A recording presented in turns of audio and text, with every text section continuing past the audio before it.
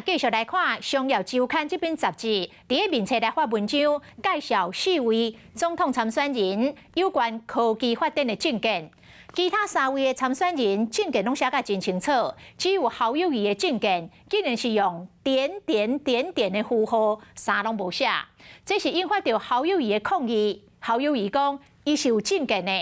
侯友宜除了要求周刊爱来道歉之外，今仔日嘛顺势来推出着医疗5基钱的政策，佮特别讲到高端疫苗污伤的问题。侯友宜承诺讲，伊若当选总统，会来推动医药采买透明化。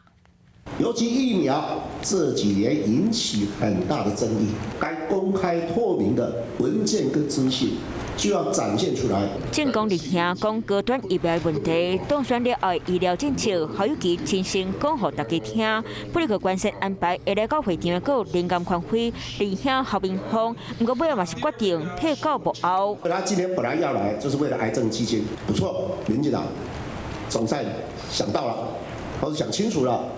要成立一个新药专门基金，那没有关系，只要跟进就好。侯友宜卖讲，靠社会毕竟选战对手，大清着高问题拢做过意思，家己无相关经验，爱提早表示。推出医疗政策5基钱，包括优先投资医疗保健支出，一年达到占 GDP 的8%，优先替护理人员加薪水，含编8外息、薪金的基金等等。只是讲这么济，嘛希望上周小编，卖个人晓对拍无话讲的符号。就我个人已经强调的，请不要扭曲误导。